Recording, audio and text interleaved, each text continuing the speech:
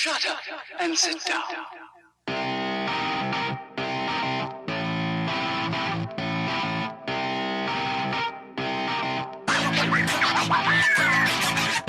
What is going on, dads, and welcome to episode 14 of the Dads After Dark Show, recorded on Sunday, July 5th, 2020.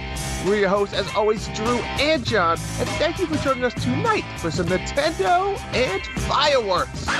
John, happy 4th of July. How's your busy weekend been? How's the weather over there? You know, the other side of the planet, I feel like. What's going on? We're just on the higher side of the country. No, good. I had a nice 4-day break. Gave myself. I'm loving PTO. I was a contractor for a long time, so it's nice to have a day off and I get paid. So I took a little 4-day break.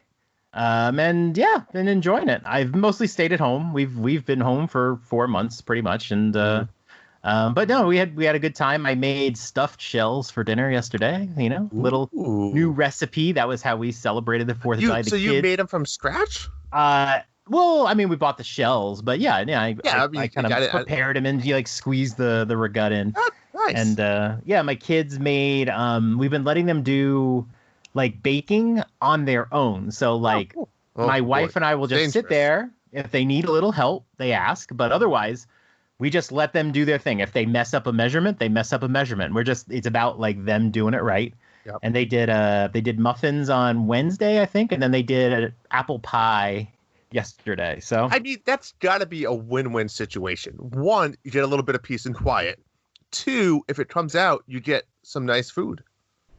Exactly. And so, I'll tell you how did it come out? Well, the muffins were good. I mean, muffins were great. I was like chowing down on the muffins.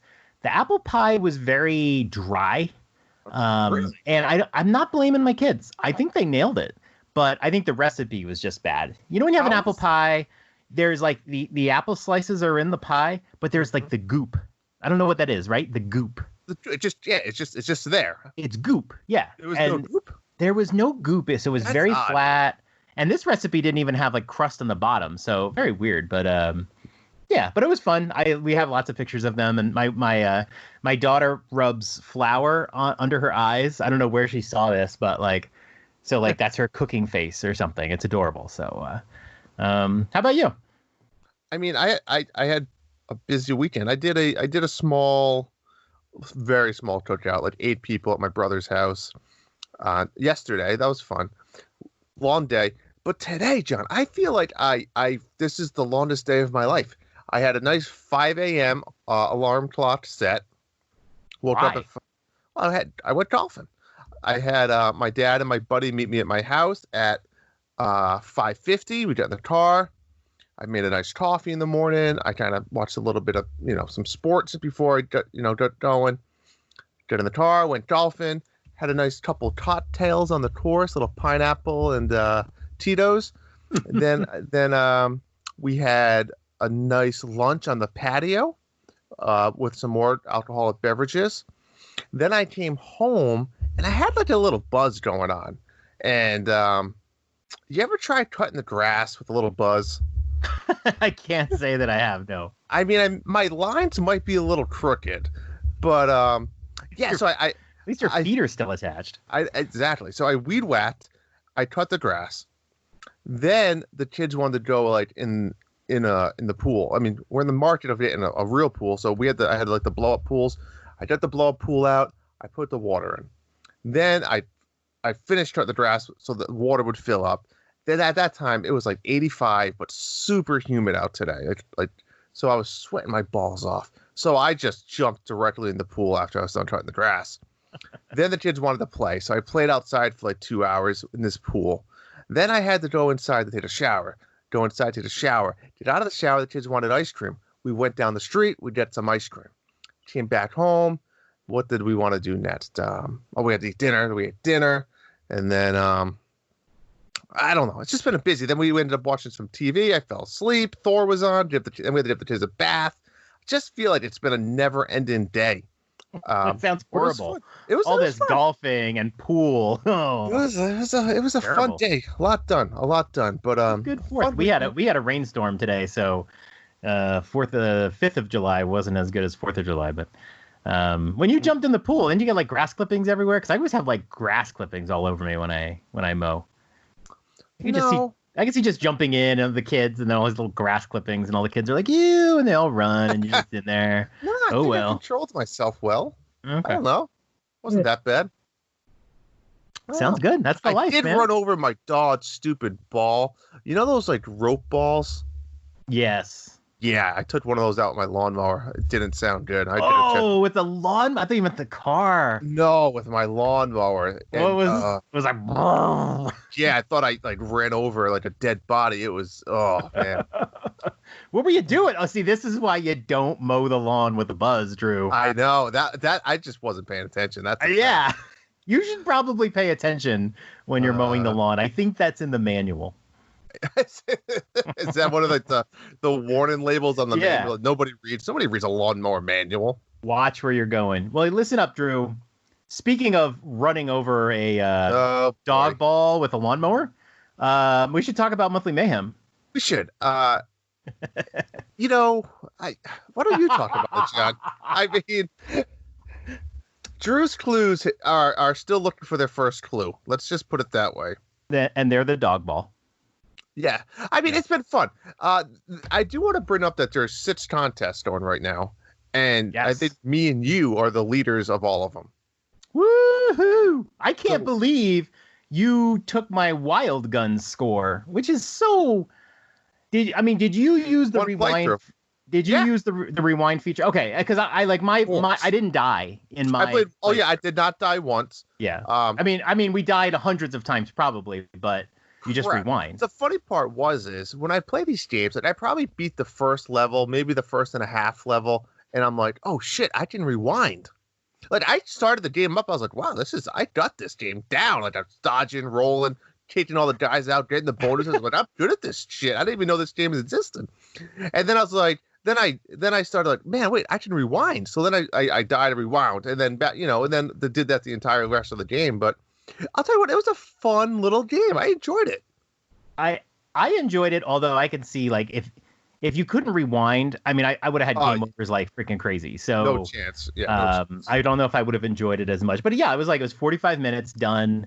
That first level, I mean, I didn't know how to play the game at all, and so I feel like if I tried it again, I could probably beat your score. But I'll just let you have it. But I was the same way. The first level and a half, I didn't rewind either. Okay. So, just beaten. Well, so anyways, Drew's clues are their ass shit, guys. So if you guys are listening, get your shit together, go out there and get some high scores. Specifically, I think bowling we're hurting in, darts we're hurting in, turtle. Fuck that game. Don't even try. Oh, God. Hold on a minute. I saw you with some score that you must have found a cheat code. No, you know what? I had a really good score when we first started playing that game. My son was just trying to get to 300 because it unlocks the hair, and we sucked at it. And then the first time I tried playing it, I somehow busted out like 1,000 something, and I was like, wow, that was like the greatest.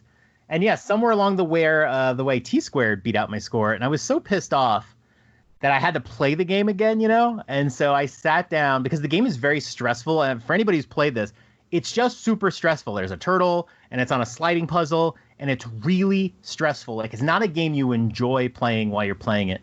And I sat down, kids were watching Netflix, and it was just, so hard. But then you beat it. When you get to 3,000 points, the turtle actually turns into the hare right then and there. Because the turtle gets faster as you go. But the difference is it just gets faster. It's getting faster, and then it gets to the hare speed. So, it's really hard and stressful, but I just had to go and beat the score. That one's a tough one, but I haven't played many of the others. Your golf score is amazing. Well, just unassailable. Can't do it. Relates to real life, John. Yeah, but I have to say, I really enjoyed the golf. It really fun. But at this point, I was up for like an hour and a half this one night at like midnight, and it took me like all that time just trying to beat my 15 under, and I got 16 under, and I was like, okay, we're done. That's the last. I'm not playing this again. Yeah, it is a really fun. You and I played it at multiplayer, and it is really fun to play multiplayer. It is great game to play multiplayer. I agree. A lot of fun, stress, laughs, great time. Right. Yep. So Monthly Mayhem, get your shit together. We got 7 days left. About July 12th. final week is about to begin. But John, we got to turn this up a notch, right? Because we were supposed to do some 2v2s, didn't really work out the way we planned. So here's what we're going to do.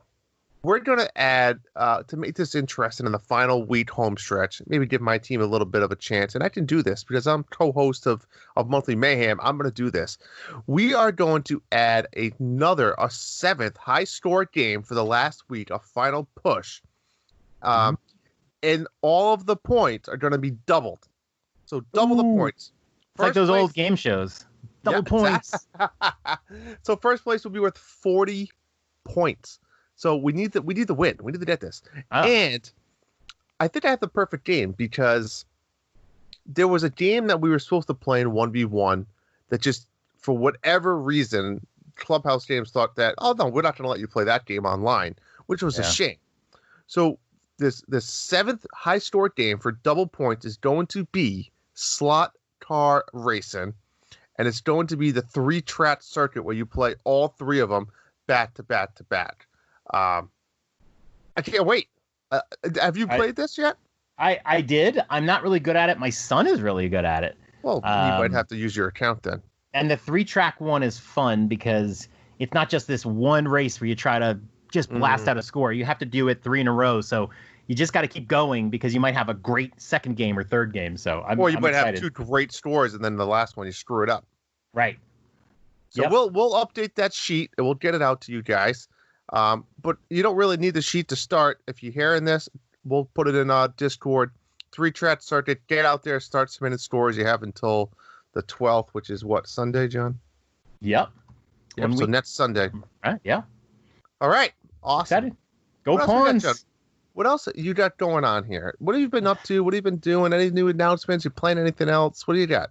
I've played a bunch of games this week, but I noticed something this week, and I just wanted to bring it up real quick. We don't have to talk about it that much, but this is weird. I am like, every single morning I wake up, there's some new video game TV show announced. Am I crazy? Am I missing a lot? I mean, I know that there's been, like, you just watched The Witcher, right? Feels like forever ago, but yeah, yes. I guess it wasn't. I watched 6 episodes of it and got bored, and I haven't finished. You didn't finish it? There's like 2 left. Isn't there only 8? I don't know, but it just, I mean, it never grabbed me. I didn't care. It's not great. You know what it was? I liked the I liked the world and the universe. The story was a little lackluster to me. You know what? It was really weird. I didn't like the decision to not time travel, but to swap around the different stories and the different times. I thought that was a bit confusing for a show that's already a little confusing. Think of like Game of Thrones.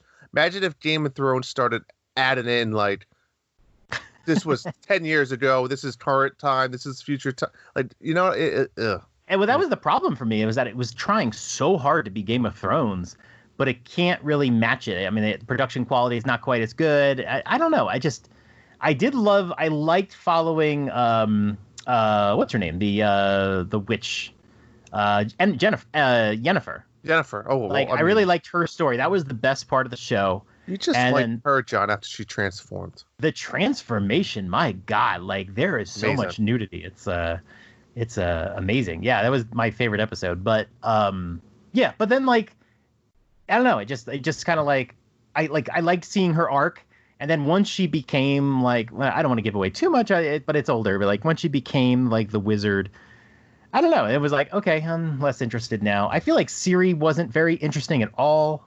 I don't know. I didn't really like it. Speaking of nakedness, did you hear about this big? I'm sorry, sidetrack, but this fits us. Did you hear about the Netflix show, whatever the hell it's called, Love or something like this? Love? That's an older show? Is it called The Love? Maybe it's not. Hold on. Let me find out. Well, while you look it up, so here, like, it feels like in the last couple weeks, check this out. These are the shows that have been announced. Fallout. There's going to be a Fallout show on Amazon. Okay. Mm-hmm. There's going to be a show, My Friend Pedro, which is, this is just an indie game about a banana that tells people to kill people. So that's really weird. The World Ends With You just got announced, which, by the way, The World Ends With You is one of the worst video games I've ever played. So hopefully the show is a lot better. Cyberpunk announced a show. These are all within the last couple weeks. Cyberpunk's going to have a show. Cuphead is going to have a show on Netflix. Cuphead. And You don't watch it? I don't know. I mean, I like the game, but it's like they're mug people. I don't know. And then Disco Elysium is going to get a show. How many video game shows are there? And it just seems like 2/3 of them were announced in the last 2 weeks. So I think this is going to be a big trend. Like when you watch 80s cartoons, a lot of those cartoons were made to get people interested in the toy line. Mm-hmm. So they would put out Ninja Turtles. If you're going to put out Ninja Turtles, you had a show, and then people would go and buy the toys. G.I. Joe, that's the way it was. Transformers was, they had the toys, and they were like, we need to make a show before we can release the toys. That's how they did it. If you watch the toys that made us, that's how they do these things. I think we're going to start seeing scenarios where they make these shows to get people interested in the world and to sell their games, because they're going to make, like, there's going to be a My Friend Pedro 2. There's going to be a World Ends With You 2. They're going to make so many sequels. Cyberpunk's going to get tons of DLC. Cuphead, remember, we're still waiting on DLC from Cuphead. What do you think about that? When game DLC comes out that much later than the game, do you like that, or is it kind of like you forget about the game? I mean, you forget about the game, but like in this case, they're going to try to hook you back into the series, because when a sequel for a game comes out and the original game was so long ago, people start getting obsessed about the original because they either haven't played it or it's on a system that's obsolete, and then you start hearing, they're going to remaster it. When Bayonetta 2 came out for the Nintendo for the Wii U, they put Bayonetta 1 on the same cartridge. They ported it to the Wii U because they knew a whole Nintendo audience was not going to be interested in Bayonetta 2. I might not have been, except for that they put the first one on there, so you feel like you can play it.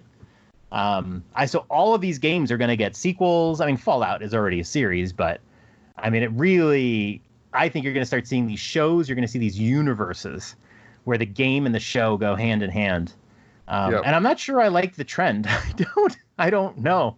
But it's weird. I just find it weird. It's like every day there's a new show being announced. It's crazy. Yeah. Did you find the name of that? I did. It is called Love. It's on Netflix. It's a 2015 movie. Okay. But there's been this recent uprising of people on social media, and it's like they call it the Love Challenge or something. It pretty much, the movie puts 50 Shades of Grey to shame. And there's this opening scene, and if you're on your phone, call it up and just push play. It's literally the first scene. And the social media challenge is you're supposed to watch the movie and film yourself with your initial reaction of what's happening. Right. And, it's a lot of these like younger 20-year-old girls that you see doing the challenge. So my wife's like, did you hear about this big thing the other day? So we're like, yeah, I heard it. You heard about it. We're like, well, shit, we got to find out what the fuck the big deal is. So we put it on, right. And we're like, okay, well, this is weird. It's like we're watching porn in the living room, it's put it on with your wife, John. See what happens. See where it takes you. See where it takes you. It's all I'm going to say. I think it was a TikTok thing. I think that's where it started. But love for all you out there that want to do a little kinky with your wife, or husband. We don't judge here on this show. Put it on and see what. Judging. Well, we have female listeners. There's women in the Nintendo dads. Come on. Yeah, there could. Yeah, I mean, we don't know any openly discussion people in Discord that we know of, but I'm sure there's some there, right? I mean, we've asked. There's got to be. There has to be. We have like 110 people on Discord. Right. Exactly. Yeah. We've been watching Unsolved Mysteries, the new series, and it's been great. We've only seen a couple episodes. We're going to watch a third tonight. But we grew up on that. Unsolved Mysteries. Yeah, like I grew up. Is this the show we talked about last time that you were a little afraid of with the alien? Oh, yeah, possibly. But you might bring back some memories here, John. You better be approached carefully. There is, I think, one alien episode, and I'm kind of like buckling in for it. And we watched like a top 10, like, Mojo thing, Watch Mojo. And one of the top 10 Unsolved Mysteries episodes was an alien one. And they showed some clips. And I was like, this might be very well why I'm terrified of aliens. Like, I think I might have seen this show. I know it started a Reader's Digest, but I might have seen this show and that was it. But I'm really enjoying the new Unsolved Mysteries. Robert Stack isn't there. He's dead. But it's good. No, I'm really enjoying it. So we love Forensic Files and all that, but this one's, and I do find as a Forensic Files fan that they have these mysteries of like someone was killed and we don't know who it was. And I'm like, did you do blood work? Did you track down the bones? Did you like find the clothes? Is there maybe a button that's unique? It's like, and they don't talk about that. They don't go into that kind of detail. And I find that a little bit frustrating, but I'm still enjoying it. So, good. Yeah. Yeah. Anyway, I'm looking for stuff to watch. So yeah. Speaking of, what have you been playing these last couple weeks? what have I been playing? I do have to say, I was talking to my co-host on my other podcast the other day. He said he actually had a discussion with you about Jet Force Gemini, and I do want to bring that game. That's a great game. We gotta Bad system. I gotta bust that out. I think I have that game in my basement. I gotta go find it. Anywho, what I've been playing is really just two things. We did download, just like most of the world did the other day, the Jump Rope Challenge. Ugh. And it's so simple. I mean, you could do it sitting on the couch, cheating wise. I don't know why you would, but it was a great game for the kids, 3 and 6-year-old kids, and they love it. It's so simple. The idea of, if you haven't had it, is you're trying to hold the two Joy-Cons like you're holding a jump rope, so almost pointing outward, so they're parallel with the TV, and you just do that little circular motion, and oh, shit. I mean, that could be talking about sets, movies, and I know. You can sit on the couch and play if you want. Yeah, and put love on in the background. But I heard on Twitter, some woman on Twitter said, like, when you jump, like, they're saying don't move the Joy-Cons like you're acting like you're doing a jump rope. They're like, just leave them still. So you just jump and you just don't move the Joy-Cons is actually more effective. And to me, that kind of ruins it. Like, I want to pretend like I'm jumping, and you do the little mini circles, You do the little mini circle and you just jump. It's just a fun game. But my point was, the kids love it. They can change their little outfits. I just saw the free update the other day. Yeah. Now you can have the Mario outfits. Awesome, great, smart play by Nintendo there. I mean, super simple, and it's such a simple game. I mean, every 100 jumps, there a little butterfly flies across the street. Now, let me ask you this. When you played, did you have something random in your background? I don't know if it changes every time. I don't know. I remember seeing a cat graphic. See, I had a cat graphic, and every time you jumped, it like purred. Yeah. I don't know. I should do it more, but I just wasn't really interested in it at all. Yeah. Great little game for the kids if you guys haven't. I mean, I agree. It's a good game if you need to get some exercise. There's still people kind of stuck inside and maybe don't have exercise options indoors. So that's good. But I'd still go download Fitness Boxing if you want that. Yeah. But I mean, it's free and it was fun for like a minute. So well, John, let's talk about another massive game. Did you finish it? I finished. You fucking asshole. You called me out in front of everybody. Drew, I called you out because I wanted you to finish it. I had to put the pressure on you, and I'm gonna be completely honest. Here's what happened. Like, I think this was Monday or Tuesday we talked last week. It's almost 7 days ago, and I was talking to you about the game, and I said, and I'll be honest, this game let me down big time. But I'll get to that in a second. So I was telling you I haven't played in a bunch of time, but when I played that night, I thought I was pretty far, but just like many movies, this game never fucking ended. You thought this game ended 10 hours before it ended. I thought I was at the ending and I had like 8 hours left. Exactly. So when I made it to this point and I beat a boss, I was like watching a bunch of cutscenes. So there's like, once you beat the game, there's like an hour of cutscenes after the game as well. My point was, I beat the game and I was watching like a half-hour cutscenes, and it was like really late. When I say really late, for me, it was like 11:15. My wife was like ready to go to bed, and I kind of was ready to go to bed, but I thought I was done. I was like, you know what? And you can't pause it. So you can put it in sleep mode or something. I did. I put it in sleep Yeah. mode. So then, like 4 or 5 days later, that's when you called me out, like, "Oh, Drew didn't finish, blah blah blah." And I was like, "You know what? Shit, I need to do it." So I told the wife, I was like, "You got the TV tonight. I'm gonna sit on the chair. I'm gonna finish up the game." So I turn it on, and I literally, like, within 5 minutes, told her, I was like, "Ah, beat the game." Like it was, if I only had 5 more minutes of cutscenes to watch. But anyway, the game itself, let me talk about some good stuff. The game is that same battle system that I love. The exploration and some of the different zones or areas you want to call them were definitely great. I think we talked about a little bit last time with some of the environment changes and stuff. Awesome. The problem is there were so many nooks and crannies, and I felt like there was such a little reward for exploring that I didn't do exploring. And that's my favorite part of these massive big games, is I love exploring the world, and that one makes it fun.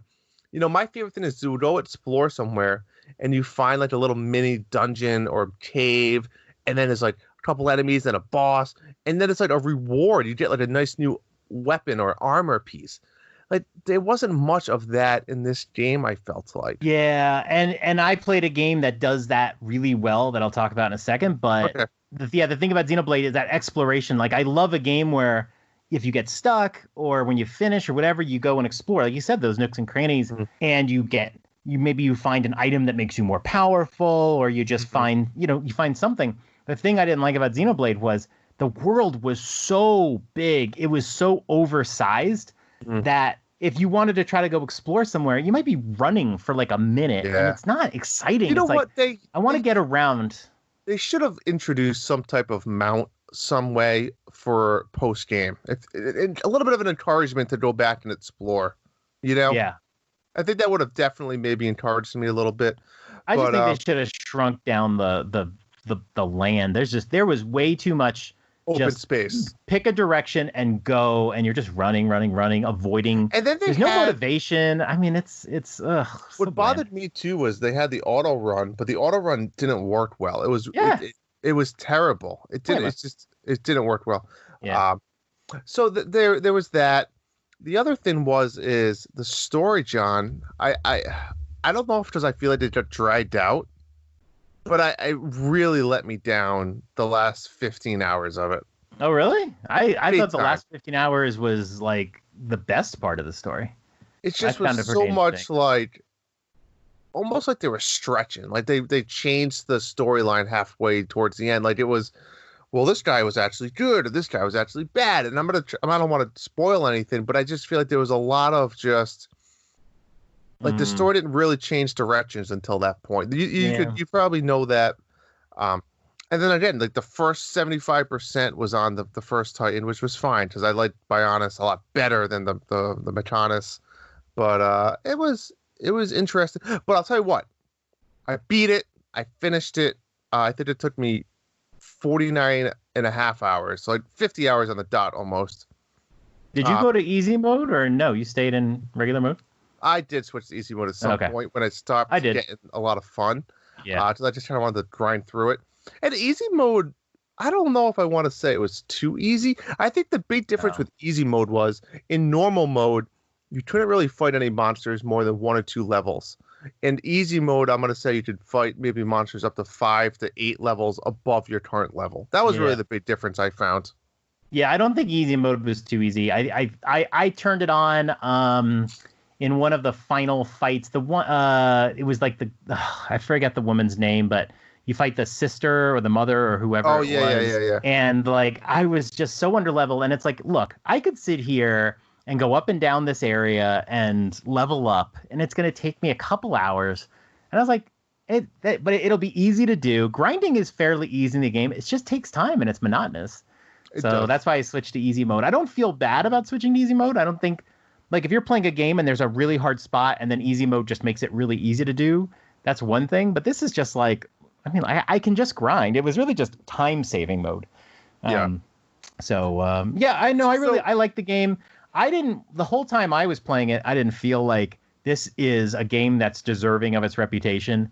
And then as the story and the twists started developing, and then like just seeing the ending, I was like, wow, that was like finally like a big game story that I really did enjoy, and I really liked the characters. Well, what's up with games, John, that do these cutscenes? If I played that game for 50 hours, right? Yeah.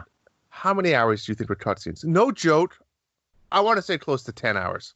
You think that's far-fetched? No, I think that's far-fetched. I think it's probably less than 5. It feels like, but they did a really good job framing them, like when he's running, and like the camera's like kind of jumping up and down or whatever. I thought there were some really good angles. There were some cool cinematography, if you want to call it that, production value.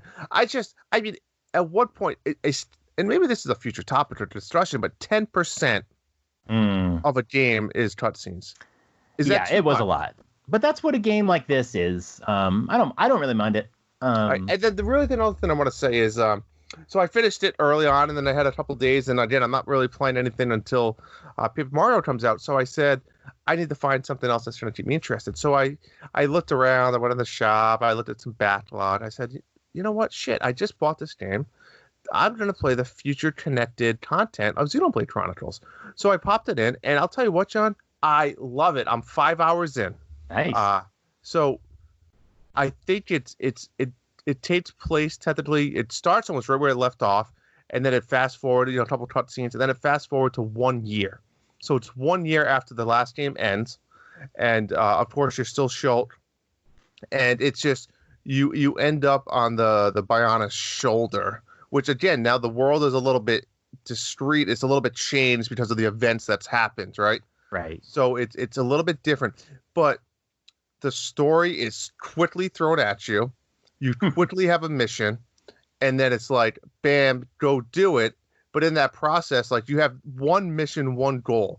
But now to do that, you have to go do this. Now to go do the second thing, you have to go do this. So it's kind of like a little bit of a chain. But I have direction, and for some reason, we talked about that exploration portion. This is it. Like I don't know why. This is the exploration portion that I wanted in the game, but now it's here. So yeah. I have that, and I'm just really, really enjoying it, and it's a lot of fun. It's totally separate, right? Like you don't use your save file. You do not use your save file. It's a brand new save file. You start off at level 60. I love that. You don't get any of your items or any of your armor or anything like that. It's a refresh. You get to save all your skins. But John, guess what they get rid of? Since you don't have the true Monado power anymore, there's no more of those stupid little future cutscenes or anything like that. Oh, yes. They completely got rid of that. I hated that. They got rid of your skill tree. They don't have skill tree. It simplified the game to perfection, where that's what they should have had the entire first game. It just simplified. Well, I mean, the original game is going to be like 60 hours long, and so I get that. This is a smaller adventure. How deeply invested are you going to be in a skill tree or whatever when you're reset? Can you imagine like you finish the game and then your character's skill tree resets? I don't think you have that motivation, so that might be why. I think so. Yeah, there's a couple things they taught you to up front that they reset and stuff, but it's just and you meet some new characters. So it's not really spoiling much, but you start with Shulk and the other chick, the princessy type chick. Melia. Imperial City. Yes, those are the only two characters that are playable from what I've seen that are carryover, and then you meet some new characters that join your party to kind of replace, like the healer and the tank and such. But cool. I look forward to it. I recommend it. It's been a lot of fun. I'm gonna try to finish that before the Paper Mario comes out. But what about you, John? I know you probably played 10 games, so I had a good couple weeks of gaming. I think I mentioned this last time. I was playing SteamWorld Quest on Switch. Mm-hmm. I really enjoyed that game. The first couple hours. It's like a card-based RPG from Image Inform, and I love everything that Image Inform does. But then the middle part of the game, I was really getting kind of bored. Usually games like this expand your gaming as you go. Just when you're bored, they'll say, "Ooh, you have more this, and now you can do this," and they expand. This game really doesn't. Every character you end up with a party of 4 or 3, and you have more characters, but you can only pick 3, and you only get 8 cards per person, I just assumed as you went, they would add more cards. Now you can have 9. Now you can have 10. It always stayed at 8. And you could like make new cards. And a lot of the new cards were kind of weird and, whatever. I don't know. Eventually it just became like kind of a grind. I did 100% finding all the treasure chests in the game. And then I was trying to 100% the complete game. There is a Coliseum that offers some challenges. There's like a set of challenges. And I got to the final challenge. And it's just so hard. And this is a big problem with the game, that I'm under-leveled, but there's nowhere I can really go to level up, because it's one of those games where when you're fighting characters that are below your level, you really don't gain levels. You have to fight characters that are at your level or above, and you can't grind in the Coliseum. So it's really hard to like level up. You can fight some really powerful guys, and then the next thing you know, you beat the character. It took you 5 minutes to do it. And then all of a sudden you're like, you get the little meter, the experience meter goes, deek. It's like a little, like, that's it. So if I did that 100 times, I could level up a few times. So it just wasn't worth my time. But I fairly competed, except for this one thing. So they do have a new game plus, which might be helpful, but I'm not playing through the game again right now. So, so that was fun. And then I blasted through Bloodstained Curse of the Moon. They announced Curse of the Moon 2 is coming out on July 10th, and I'm super excited. I loved Curse of the Moon. I never played that one. Yeah, it's really, it That's looks not like the old Dead Cells, though, right? No, I always think that it is like the Inti Creates version of Bloodstained. And the really cool part is, and I played both of these. So this is the one that looks like an NES game or a Super Nintendo something. Like a Castlevania type? Yeah. Yeah. And I played through it I won't give anything away, but when you play through it the first time, there's like a story, blip. And then they unlock a harder mode. And then you play through the harder mode and you have one less character and you go through and you play through it again. And so I played through it twice a year ago or whenever when I played it. I never played it the third time. So I was like, I reset my data and I started from scratch. And I was like, I'm very excited. I want 100% this game or whatever. And I played through, and then they unlocked the difficult mode. But like, you can't play through levels that you've played through already to try to find all the items, because there's items in this game that you're collecting, but there's multiple paths through all the levels. So you might miss one. And I want to play through some of the old levels and go through all the different branches over and over and over, and they don't let you. So you have to play through the game again, and you have to start a new save file. And I was like, you know what? And so I finished it. It doesn't take long. It takes like a day. Yep. And I was like, okay, I'm done. So it's a great game. I'm probably not going to buy Curse of the Moon right on launch, but Curse of the Moon 2. But that's a great game. I think everybody should play it. It's super fun, and you can play it multiple times. The story changes, and go for it. 3 times was enough for me. And then I've been playing my Xbox One, still playing Nier Automata, not loving it. When I took this 4-day 4th of July vacation, I decided to start Ori and the Will of the Wisps. So this game's on Game Pass, which means it's free. And I played Ori and the Blind Forest on Switch when it came out over there. And it's one of the best games I've ever played. Just a perfect Metroidvania style game. When you finish it, there's, you can still do a bunch more, try to complete. And I'm telling you, man, that game made me bawl at the end of it. It has such a great story.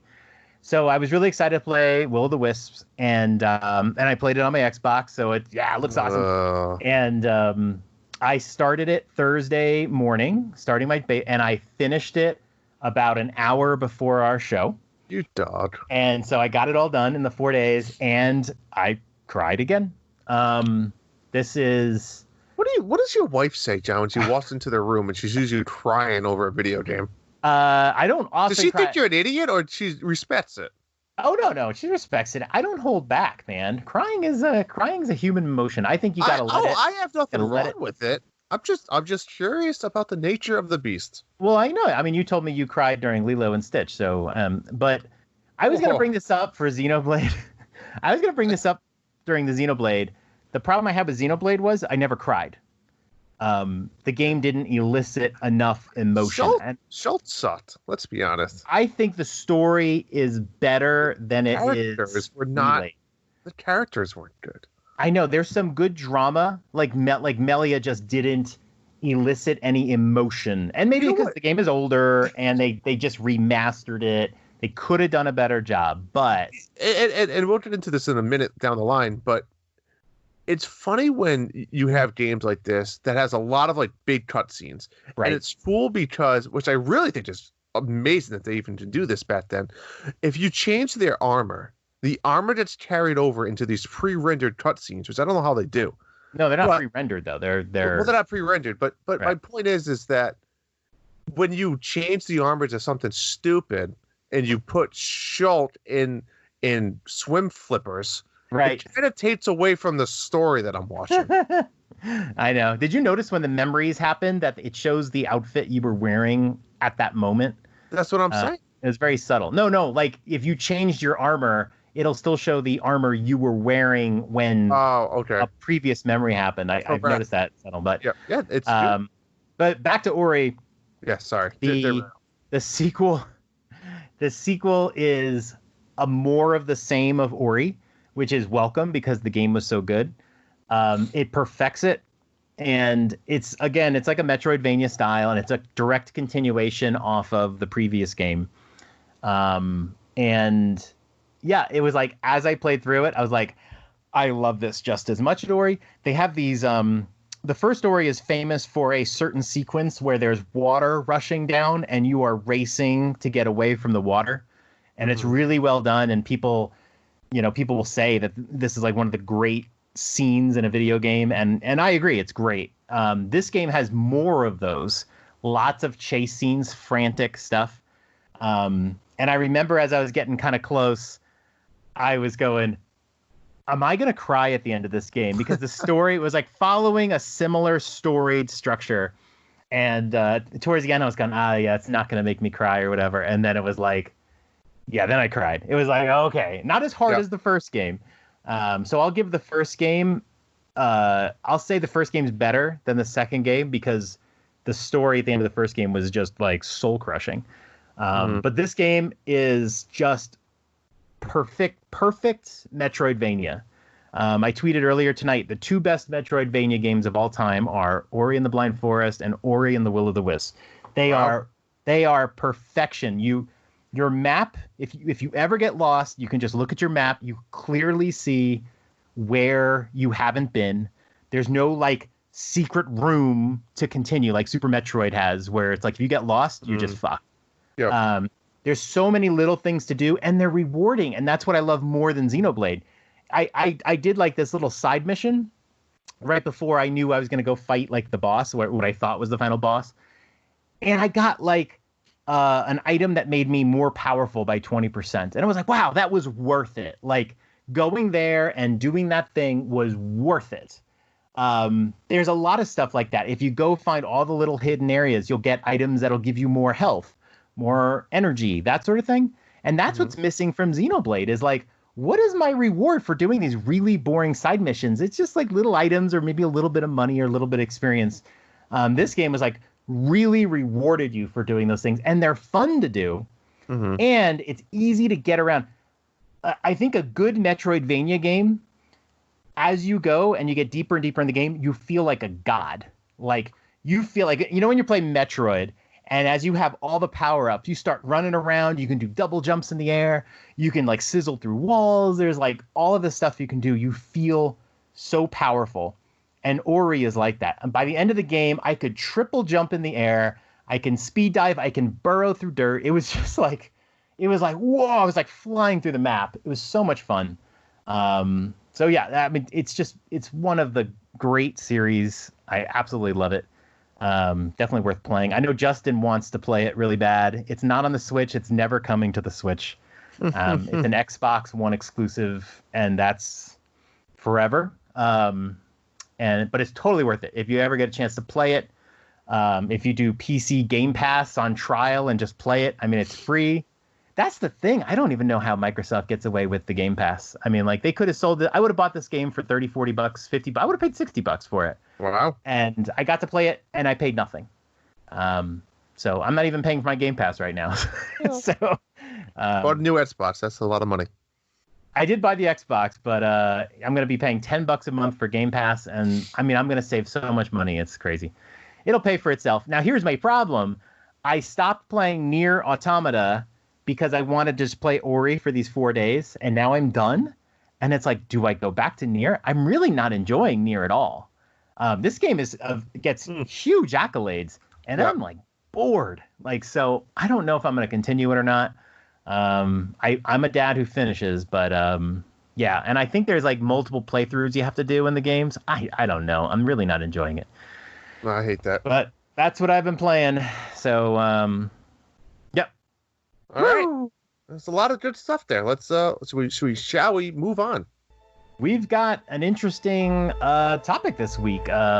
Let's go to it and I'll explain the rules.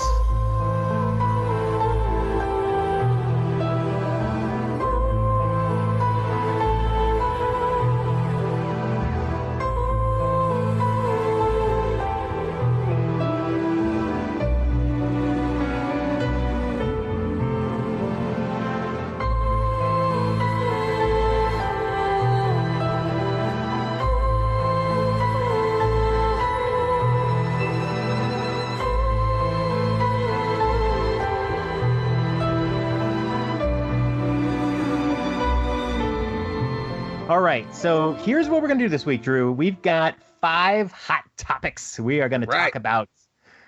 We got 5 minutes each on each one, so we're not going to ramble.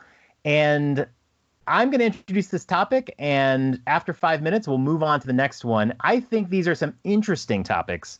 Some of them are a little fiery.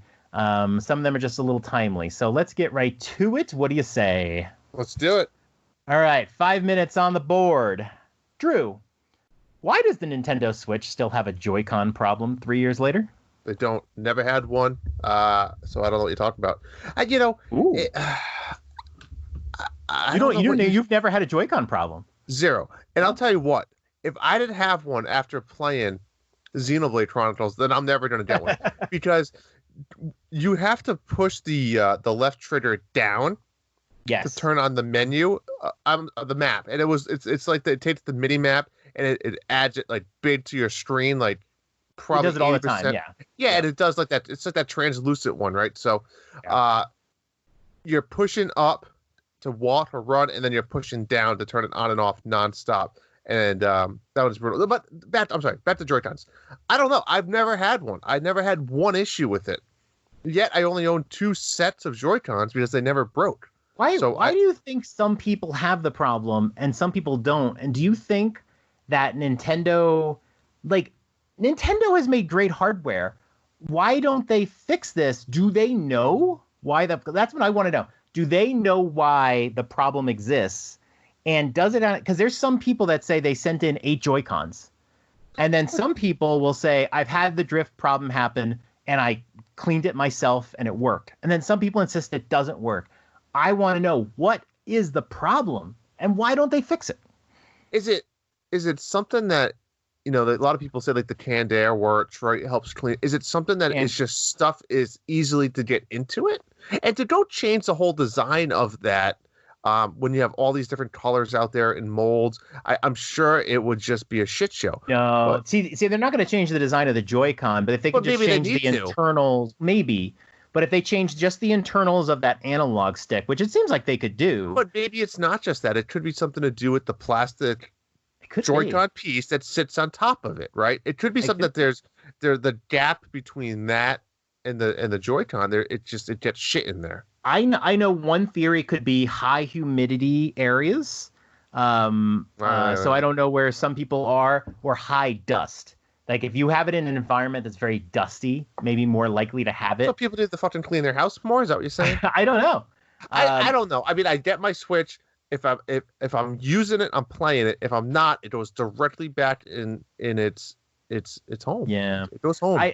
I had a lot of success cleaning it with air, and then my son's Switch Lite started having the problem. That's tough. And I tried the air, it didn't work. And then I did some searching, and I did the isopropyl fix, which is basically a Q-tip, just like you were cleaning like an NES cartridge or something. And then you go under the umbrella and you clean. And I know Tim did a video where he uses WD-40. That sounds ballsy there. Yeah, I like the isopropyl. It's a clear fluid. It doesn't stink. And it works. I've never not been able to fix a Joy-Con. So ever. how that's the thing. So let me ask this question, because I've never witnessed it or seen it myself. I always think back to the old school GameCube or N64 days when you turn your system on and the controller's upside down on the floor, right? Where when you turn it sets that Joy-Con in place for wherever it currently positioned was. That's when the the calibration. Correct, and you have to restart the game. Yes. Is it similar to that? No, it's not. No, it's not. Like it definitely Mario is. Kart, if I'm just don't touch a button and I'm going straight, you're gonna drift over though. Yeah, no, and Nintendo would have said that. They'd be like, no, this is a calibration issue. Here's how you fix it. Reset the controllers, you'd be fine. It really does, like, you leave your Joy-Con alone, and like your character will start moving and stop. And then sometimes what my son had was he'd move and it wouldn't go, and then he'd let go and it might go. It like just so let me ask something. Is wrong. Joy-Con drift probably not the correct verbiage? Drift has become kind of synonymous, like the word to represent, like it's just but it's not just the direction's not working. It's not always just drift. It's just how you're positioning the analog stick does not match the character's movement on the screen. Okay. It's really annoying, and maybe one day you'll see it. But I'd love to know what the problem is. There's a class action lawsuit going on, and I wonder when that is finished up, if Nintendo will fix it. It's just weird. After 3 years, you think they would have a fix. And I've never seen anybody like explain where the problem occurs, because it happens on new controllers. It happens on old controllers. It's unreal. I can't believe Nintendo's letting this happen. It's just nuts. It's nuts. There's the bell. Let's move on to the next topic. Move on. This is a good one. How female characters are depicted in games. Good, bad? What's the problem? And I'll start with Xenoblade Chronicles. You and I started playing Xenoblade. You get a bunch of money if you played Xenoblade 2, so we got a bunch of cash. And one of the first things we bought in the game was the bikini armor. And of course, you slap the bikini armor, over not Charlotte, the Floria. And it's like, you're fun. She's running around. She's wearing a bikini. And, it's silly because they're fighting and they have no armor on. And it's like, this is incredibly unrealistic, but you're just having fun. And, you get good armor stats in the game. What are your feelings about how some of these female characters are depicted? They're often wearing very, very scanty clothing. A lot of characters are very buxom. I love Bayonetta to death. But it's sometimes a little embarrassing when you're, saying this is my favorite character, and someone looks at it and goes, "Oh, really?" Like, yeah. Okay. I think the better question, John, here is, how come you don't see any fat guys running around saving the world? I think it goes both ways, and I'm not trying to be sexist in either way, but I mean, I think male characters are just as bad. Yeah. Take away Mario, you'd have that fat bastard running around saving people. But it's the same concept in Xenoblade, right? You have Ryan, whatever his name is. It's Ryan time. Same thing, you have this big burly, jacked dude who's, showing off his six pack and shit. It's the same.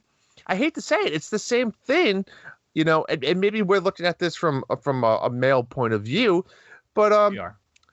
It's also fun. I mean, I don't know. I mean, I think that's just what you look at and you see it in everywhere nowadays with a lot of these movies. And I mean, as simple as look at the Marvel world and Black Widow. I mean, she's wearing these tight latex stuff. I mean, right. it's just you see it everywhere. I mean, you're right to watch my female character run beside me and ass chaps hanging out. I mean, I'm not complaining. But is it necessary? I mean, probably not. But at the same time, you have the male characters that are wearing just a vest, so with no shirt. So it's like It I is twofold. I actually agree with you, Drew, and I said this. I think women, a lot of female characters, not all, but a lot of female characters are always they're more scantily clad, and I think it just goes to what the stereotypical male likes in the female character. They want to see cleavage, they want to see some boobs, they want to see some ass. You know what I mean? But male characters, like, you know, my wife is obsessed with Nathan Drake from the Uncharted series, right? Mm-hmm. Just like perfectly chiseled guys. Like you said, they have abs, they're strong, they're powerful. Look at The Witcher. And The Witcher, like, it's kind of like they're depicted differently. Like The Witch, like, you know, like in The Witcher, he's not like half naked, right? I mean, there's definitely scenes where he's like, you know, like the cut scenes where he takes his clothes off or whatever. Yeah. But, you know, he's an unrealistic version of a male. He's strong, he's powerful, he just slices people in half with a sword. And I think that goes to maybe not Gerald exactly, but what women like in their male characters, right? There's a lot of male characters that are like, you know, the male version of a waifu. And so they're not scantily clad, but they have features that are unrealistic that women love. And so, yeah, this is just how men like their female characters. And I like to run around with my characters kind of scantily clad. It's funny and fun and whatever, but I know it's not realistic. I'm not expecting Bayonetta to exist in real life. But it's like, that's just what video games, you see, like you said, you see it in movies, right? I mean, Black Widow is usually wearing something skin tight. Catwoman wore skin tight outfits, right? That's what they do. Even Laura Croft, right? Your favorite? Right. Yeah, Laura. You know, they're wearing belly shirts, and it's the nature of the beast, and you hate to say it, it's what shit sells, and that's what they want. But I honestly think it does go twofold, back and forth. I mean, obviously, you know, women have more private parts to show off, right? So you should look at it that way. But it's a fine line, but it's always there. I mean, this goes back all the way to like World of Warcraft, you know, 20 years ago, where people would be like, "Oh, I'm gonna pick the female character," and they're like, "I was like, why? You know, you're a dude." Well, yeah, I'd rather be, if I'm gonna be playing this game for 10 years, I want to look at a female, not a male. Yeah. A lot of people do characters all the time. Yeah, totally. Yeah. No, I agree. And I mean, like, look at all the characters in the Marvel universe that women just love, you know, so it does go both ways. It's just, maybe it's a little sad that men need to see more skin and women are just like, no, I just want to see a hot personality. Chiseled. You know, you described it well. Chiseled, long hair, you know, whatchamacallit male. Yeah, exactly. So, all right. Let's move on to the next topic. Now, this is an interesting one. The PS5 and the Xbox One Series X, Xbox One is coming out in the holiday. How is the Nintendo Switch going to compete, if they're going to compete? And what would your holiday strategy be when that happens? Oh, I mean, they're gonna just reuse the Mario Kart bundles probably again, but I think they'll compete, right? I truly believe the Switch is still a unique hardware that goes off to a still targeted audience, right? Right. The other big thing is they're going to take advantage of, I hate to say it, they're going to take advantage of what's going on in the world today, and so many people went out and bought a Switch, right? People want them. I was at a cookout the other day with my uncle, and he's like, "Oh man, my grandkids really want a Switch, but we can't get one." You know, they people still can't get them. So I think Nintendo knows this. And sure, they're going to try to fit the hardware out, but they know the hardware's out there. They're going to come out with these games that sell, right? I think it'd be a miss not to put out a huge game that sells. I think that's where they're going to make their money and how they're going to compete. Yeah, I think you're going to see some big time sales numbers for like the last year and a half, the Switch has always outsold the PS4 and the Xbox One. I think you're going to see that change a little bit. You're going to see the PS5 and Xbox One put up huge numbers in the holidays. They're going to sell basically every console that they can. Remains to be seen how much stock there will be with the coronavirus and everything. I think the Switch, I think we might see a little bit of a price drop at the Switch. I think we're going to see it go down to $250. The Switch Lite at $200. I agree. Yeah, the Switch Lite at $200 is quite a dip. There's a $100 gap there, so I think there's room for the regular Switch to drop down. And I think they're going to put out a big game for the holidays. I think we might see Breath of the Wild 2, or we were going to see it before the virus hit. I think that was the strategy. But I think Nintendo's just going to swim along, because I think one of these consoles is going to be $600 and one of them is going to be $500. Even though that sounds crazy to me, I think $600 is like nuts. But even if it's like $500 and $450, if the Switch is sitting there at $250 and people start looking at the consoles and go, God, that's really expensive. You know what? I'm going to get a Switch. And then, you couple that with a big, couple big game releases. Yep. I think the Switch can compete. They're not going to be fighting at the same level, obviously, but I think the Switch can compete. And I said, like, price reduction and big game, maybe some fancy bundle along the way. I think they'll move along. I think the Switch will get less talk. I think the new consoles will make the Switch graphics look really bad. I don't think we're going to see some of those third-party ports for the new games. We're not going to see Cyberpunk and all that. Do Nintendo players care that much about the graphics? I'm always going to say that because I think I'll use myself as an example. I don't care. You know what? When I had the Wii, don't care. When I had the Wii, I loved playing the Wii. But then over time, as the PS3 was showing off much better, I started to care. It fit. By the time 2012 hit, the Wii graphics were really looking dated, and I stopped playing the Wii and I switched to the PS3. But I think it comes down to your software catalog. If you're playing games like Mario Party and Mario Kart and Paper Mario or Zelda, I mean, all their big Nintendo franchises, right? Yeah. Do I care? No. And I think the answer is no, you don't.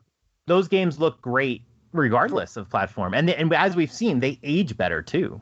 Yeah, Luigi's Mansion looks fantastic for what you know what? To do. When Cyberpunk comes out and you start seeing, Cyberpunk out there, and then you look at Xenoblade Chronicles, even the definitive edition, kind of look at it going, ugh. I mean, like... it wasn't great. It was not great. The Witcher port was very good. It was amazing they got it on there, and I played it for a while. But, it still was a lot better on the other consoles, although it looked similar. But some of these other titles that are coming out, they're not going to look very similar. And I'm worried that it's just going to make some of these Switch games feel kind of gross. So I'm a little worried, but some of these, like you said, some of these games, Mario Kart, Zelda, they're always great. I love the style for Nintendo. And I think the price difference right now, the difference in a price of an Xbox One and a PS4 is not that much from the Switch. They're practically the same. I paid the same amount of money for my Xbox One as I did the Switch, but the price difference will be exacerbated with these new consoles. So I think for the first couple of years, I think they'll be okay until that first big price drop for those. Mm-hmm. Yeah. Go Nintendo. All right, let's move on to the next topic. There are rumors, and I think they're true, that the next gen of games is going to be $70 price tags for the AAA titles. Oh, jeez. What do you think about that? Well, I think that... Wait, let me keep in mind, this is for like PS5 and Xbox One. Yeah, I got it. Yeah. I think it just goes back to what we actually talked about on an earlier episode, where these games are no longer becoming games, but they're becoming movies, right? And what I mean by that is maybe not actually the physical game itself, but the production value of it. With these animated cutscenes, with real-time actors sometimes, with voice acting, their storyboard and everything out, it's legit like making a movie. And when you look at the cost of how much it costs to make a movie, you talk about hundreds of millions. Some of these games are costing ridiculous amounts of money, and they need to make that profit back. And aside from that, you look at the steps that in the past with DVDs to Blu-rays and and what's next. Yeah. They are, then they had what was it the hell did they have? They had the Ultra HD, the Ultraviolet that didn't last long. Right. Yeah. And then they came out with the 3D. The 3D movies are like $40 if you still buy those. So my point is like, as the technology progresses too, you're going to see the cost of those go up. Now, if you take that away and just say it's a digital price tag for $70, you're not paying for the disc, though. You're paying for the production of the game. And Correct. I feel like we're overdue for this price because they've been at 60 for like 10, 15 years. I feel like forever. But see, I've always felt like I think DLC. that's a lot of money though for average Joe trying to buy a video game. It is. It is. It's a $10 difference, and they know you'll probably still pay it, but maybe you don't buy the more questionable game for a while. But I've always felt like you want 2 games, it's $150. You I know, know. that's for 2 games. For some kids, I hate to say it, they're not even getting that much money in presents. But you're talking 140 versus 120. It's still expensive. They are. But to me, DLC has been something to try to like, okay, we built this big engine and we're going to build a little bit more, but we're going to leverage the existing work and then sell this DLC for 10, 15, 20 bucks to help us make more money. And I think for a while, a lot of people objected to DLC, but now like we understand this is how they make more money on their game because they need to make more money or they can't make these games anymore. And aside from microtransaction, I kind of feel like, you know, $70 for the game, I would rather just like, let me buy some DLC later. I don't know. It feels a little gross. I certainly, I think for a while, I'm going to just take less chances on it. Do you think that games are trying to get, well, it's twofold, right? Because you come up with these games like Witcher, which is, you should probably put 500 hours into, right? Right. Where they can't bang out a Witcher type game or, you know, a Skyrim type game once a year. You can't. Right. So are they trying to sell people, buy my game and just play the shit out of it? You know, because they're not going to be coming out with another one right away. They want you to get tied into that. And if you take that strategy, it's not a terrible idea. But nowadays, there's so many games coming out, it's hard to go that road. You know, for example, Xenoblade, me and you both beat it. We put our 50 to 55 hours into it, and that's it. If we wanted to, we probably could have put 250 hours into it. Right. But I don't think you were going back to it. But those games are worth $70. A Witcher 3, a Cyberpunk, those kind of games are worth the $70 because you know you're going to put so much time into it. But would you, you know, like if a game comes out, like, you know, like you just, you know, some game that's like a full retail game, but it's not like, you know, like Mario Party or something. And you're like, hey, look, I'm not going to put that many hours into it or whatever. And then you're like $70. Like that's going to be a kind of a different thing. But if you told me like Diablo 4 is going to be $70, I go, you know, that's worth it. I'll buy that one. You know, and right now you got people that argue. But then you look into a game and like a Paper Mario game coming out, right? $60. That's going to be a story mode. You beat that game. I'm guessing, no idea. This is ballpark guess, 20 to 25 hours. And then what? Yeah. You're done. There's no replayability factor. Yeah, I don't know how much, like, you know, fully completing it's going to matter. Like, those are the kind of games I hit the credits and I'm kind of done, I think. I don't know if that's like a $70 game, you know. So I don't know. I mean, they're not going to charge $70 for that one. But yeah, I'm not a big fan of the pricing. So I don't know. Maybe some games will still be 60. Maybe just a few of these bigger games become 70. I really hope so, because I don't want that to become the regular price. All right. Last topic. This is a big one. Are Nintendo Directs dead? No. No? No, they're not dead. Okay. So we've had one Nintendo Direct, one full Nintendo Direct in a year. We had E3 last year, right? And then we had one full Nintendo Direct in September, if I believe, September of last year. Since then, all we've had is a mini. So since E3 last year, we've had one full and one mini Direct. I looked back, Drew, at the original Directs. I was curious. The original Direct was 2011, October. That was the first one. This was like 3DS and the Wii, right? They were putting these Directs out every couple months. They were coming fast and furious. I let 5 of them play through, and it was like a span of like 8 months. And then you know what happened? Well, here's what happened. They started getting bigger and bigger and bigger, and the expectations got bigger. And I think Nintendo feels like they can't match these expectations anymore, and I think they're dead. I don't know. I mean, I honestly, I could care less either way. I mean, everybody, any Nintendo fan loves a Direct. You get hyped for it. It's fun. It's exciting. But it's also to be a letdown if it's, and let me say this: a Nintendo Direct is never a letdown. It is always dependent on what you prefer for your gameplay, right? But it's never a letdown overall. Now, the games they highlighted might not be games that you're interested in, but typically the And Nintendo people Directs are will all complain. solid.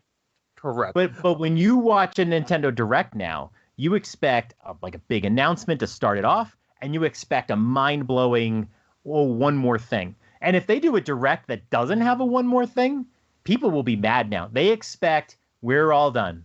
Oh, wait, there's one more thing. And then you get the Smash reveal. Or you get a Breath of the Wild 2. You always get this big thing. And Nintendo can't do that every time. They can't. So here's my two things. One, since January 1st of this year, what have they really announced for Nintendo? Not much. What was worth a Direct? And we're in a tough time right now. Nintendo hates overpromising stuff, like Metroid Prime, right? They hate doing stuff like that they have no control in. My guess is when they announce something, the game's pretty much done almost. So with everything going on, have they really announced that they've been 100% sold on? So I don't think there's been an opportunity for, Paper Mario, you're not going to have a whole Direct for Paper Mario. Paper Mario is a great one last thing type game. It really is. It's a return of a series that people have been waiting for. I love Paper, one of my favorite. I agree. But what else are you going to parlay that with? Jump Rope. Yeah. My point is there hasn't been a ton of stuff to put out, so I don't know if it's been worth it. And that's the thing. Maybe we're not getting Directs because they just don't have enough. And that's kind of scary. It also probably means next year is going to be like a blowout. But where are the Directs? They've been doing a lot of these announcements like early morning, like random times of the day where they just said, oh, here's a video. It's Paper Mario. And the first reaction is, oh my God, there's a Paper Mario. And the second reaction is always like, whoa, Nintendo just dropped this out of the blue? Like, what the hell, I know people are mad. Yeah. The only thing that gets me a little oddball is with the whole E3 thing, right?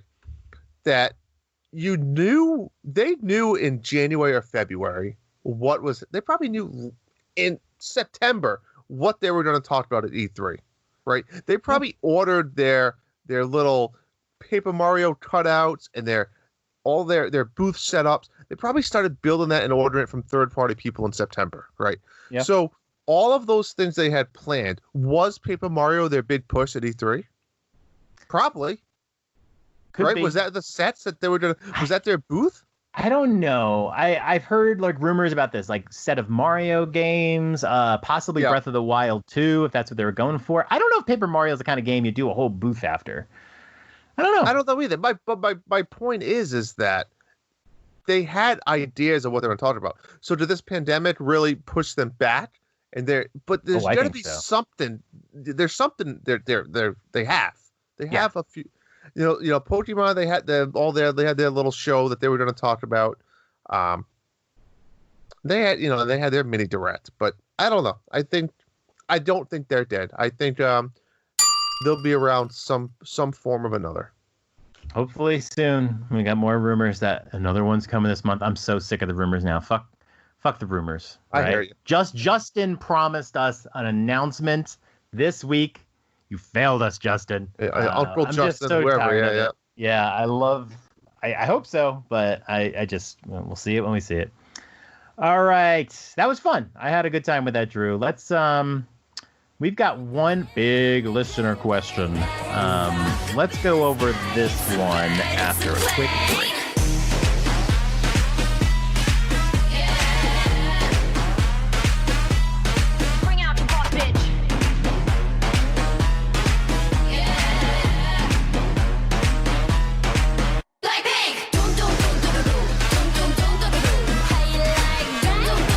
All right, Drew, we have one question. Wait, one question?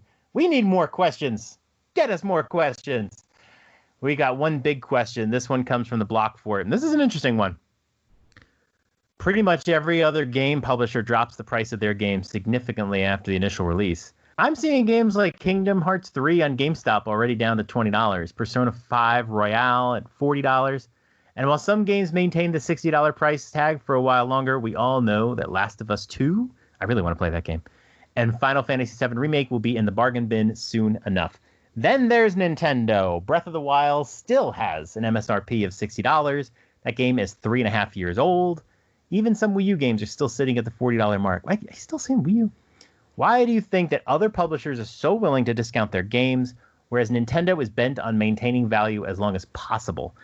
And Blockfort goes on to say, I actually prefer Nintendo's way. As an early adopter of Nintendo stuff, it makes me feel like Nintendo respects its products more. Would love your thoughts. Great. What do you think, Drew?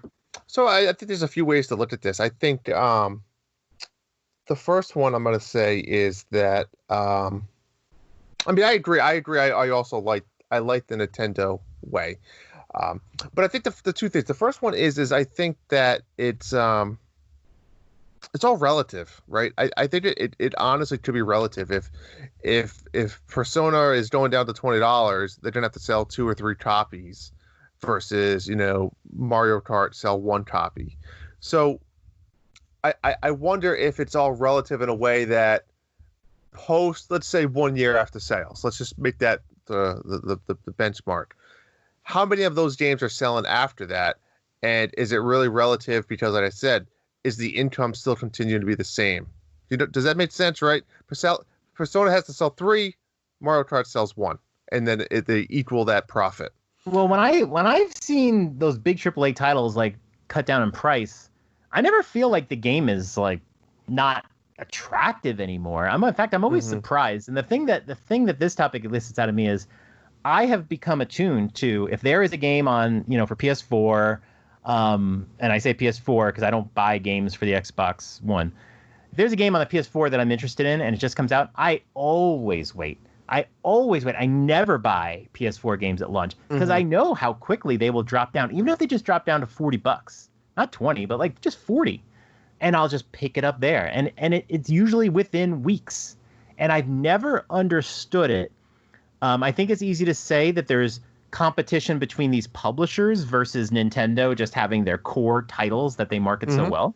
But still, some of these games, why are you doing that? Because if you didn't lower the price, I probably would have bought it at $60 a few months later. But I know you're going to lower the price. So why am I going to buy it at this new price? They lower it so fast. And I think it's because they said competition between these games is more fierce.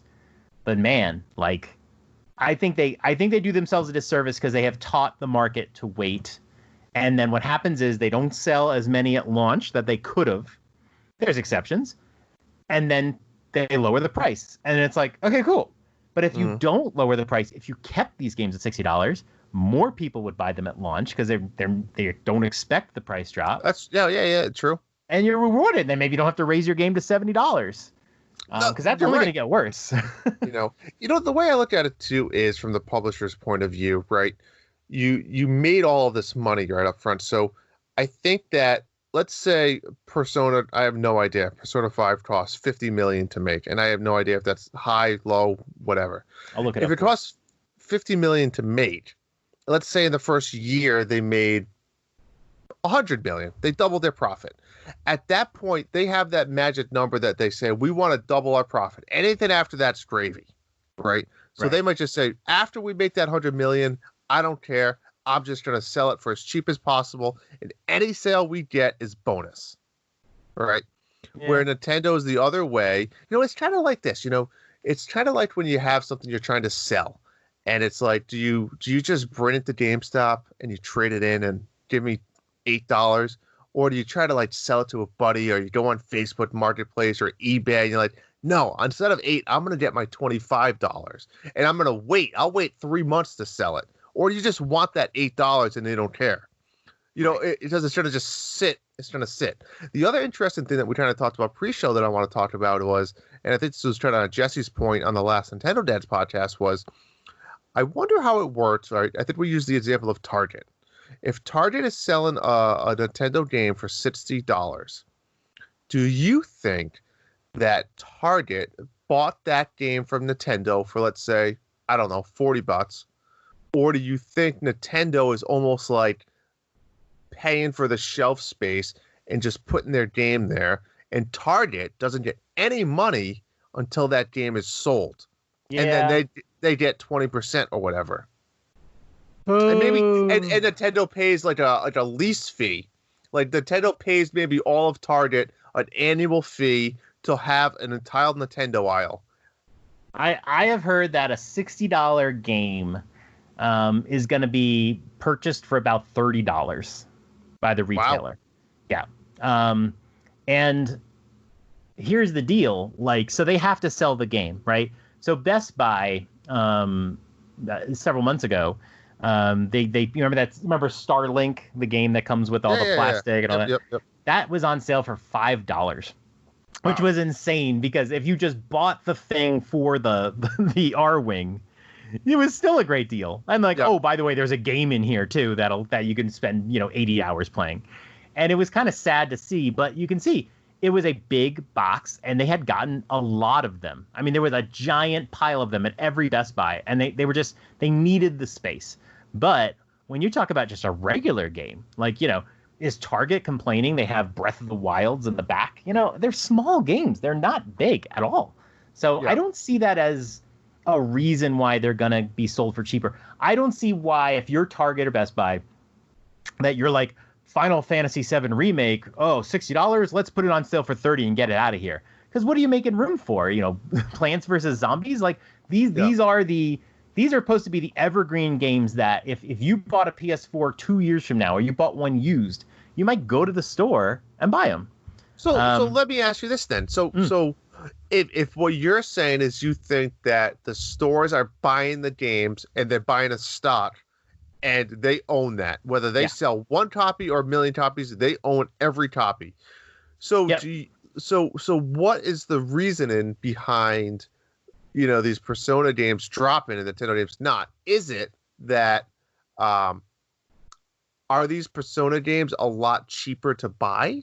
Like, are they buying them for $20 and they're buying Nintendo's for $30? Because why drop them but not drop Nintendo?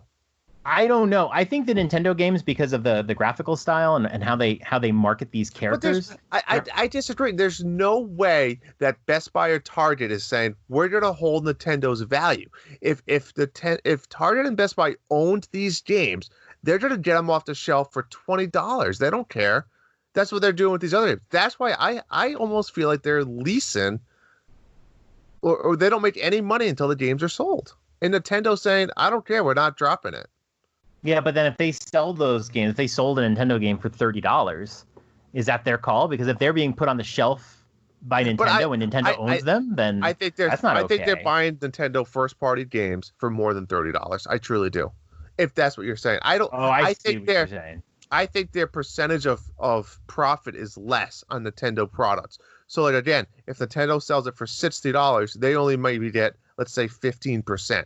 Whereas maybe a PlayStation game, maybe they get 30%. Yeah, and I mean, they know they sell. I mean, we've seen the numbers on Switch where Mario Kart 8 is still selling like gangbusters, even after all this time, and that's a port. I think there's two other reasons we haven't talked about. I think one, a lot of these games, they age quicker. I think people will go through like a Final Fantasy remake, and then they're done, and then what happens is they go used online, right? And so you go on eBay, you go on Craigslist, you go Marketplace, and people are selling these used games. Now, if you play through Final Fantasy VII Remake and you finish it, how many people go back to GameStop or just sell it on eBay? I see it all the time. If you paid $60 for Final Fantasy VII Remake, and then you go to GameStop, they'll offer you like $50 or $45 or something like that. They'll give you a good price, but you're going to lose money. And then they sell it for like $55. Because they know if they sell it for $55, there will be people that say, hey, I'll just get the used one for $55. I don't care. I don't need it to be new. I'll take the $5 savings or maybe the $10 savings. That's a big savings for them. Mm-hmm. And so what happens is now they're competing with used game market. So if they can lower the price to $40, that helps push that market. Are you going to go back to GameStop and sell your game for $40? You're like, I'll hold on to it, because I can't get more because it's going for $40 brand new right now. So I think that is helping to hurt some of that market because they know that they're going to sell it. Whereas Nintendo puts out Mario Kart, nobody sells Mario Kart. You keep that game So you're forever. saying there's less of those games out there, which I means the think- marketing team at Best Buys and Targets aren't seeing them on eBay, which means that they're not going to lower the cost. I think a lot of the Nintendo titles are meant to keep Mario Party, Zelda, those games where it's like this iconic character. You're not going to sell. Yeah, of course, people are going to sell every game, but I'm not selling my copy of Breath of the Wild because I finished it. That game is a treasure. I'm not selling Mario Odyssey. That game's a treasure. You know, there's something to that. But I also feel like, yeah, maybe their games retail for higher. Maybe instead of $30 selling to the retailer, maybe they charge $45. And so the retailer doesn't want to sell it because A, they know those games just always sell. They just do. And then B, like they can't go below a certain number. I've seen Best Buy do sales on some of those, Breath of the Wild. I've seen them sell for like $50. Usually not less than that. But they do go down. They're probably making $5 or $10 off it. Yeah. But there's so many. Every time somebody buys a Switch, right? They're going to buy Breath of the Wild. They're going to buy Mario Odyssey and Mario Kart and maybe Mario Party because the system is so linked to these first-party titles. Whereas if you buy a PS4, you might go and buy The Last of Us or The Last of Us 2, but more than likely, you may not even be a fan of those games. You might have bought a PS4 to play some Diablo. You might have bought a PS4 to play something totally different. There's more variety there. But when people buy a Switch, what's the first thing they buy? They buy Zelda. They buy Mario. So, maybe that's what it is. It's so focused on these games that these are evergreen games. Everyone buys them all the time. They're always in the top 10 in sales. And so there's no reason to sell for cheaper. What's the point? Nobody sells them. People don't bring them back used. I mean, they hold on to them. So I agree with you. I like the Nintendo way. I think more of these companies that make these great games, and I'll tell you what, Sekiro, that game never goes on sale. I've waited forever for Sekiro, and it has just stayed steady at 60. They're doing it the right way. Keep your game priced. People will buy it. If they want to play that game, they will buy it. The last thing I'm going to say is we talked about the profits. I wonder if Nintendo has some type of licensing agreement that our games are not to go below certain prices. Nintendo publishing games. I don't think so. I don't think they have the right to do that. I don't think they can tell a retailer if a retailer wants to sell the games for less. That's on them. I don't know. I still think I still don't think that these stores buy the games. I truly don't. You might be right, but I mean, I have no idea. If anybody truly has the true answer to this, I'd love to know. I think if Nintendo said, if you have stock you don't want to keep anymore, you can just send it back to us. No big deal.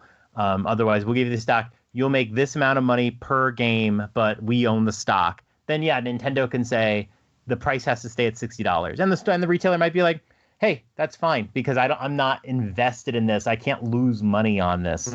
So you might be right. I still think Nintendo is doing it the right way. I just think when you train your market to wait a few months and get the game for $20 left, that people are going to do that.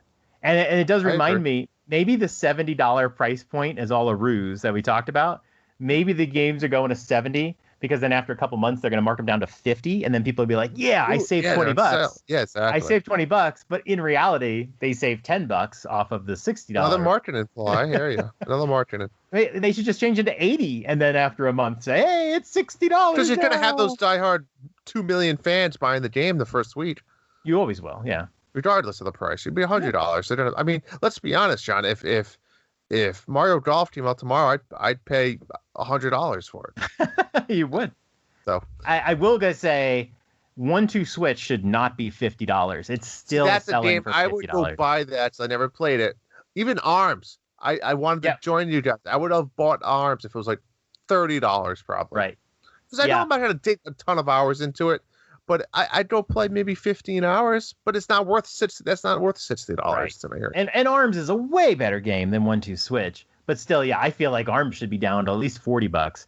And 1-2 Switch should be like $20 at this point. That's absurd. So there's definitely some games Nintendo should drop the price on. But yeah, I mean, I don't mind seeing those other games still at 60. It makes me proud.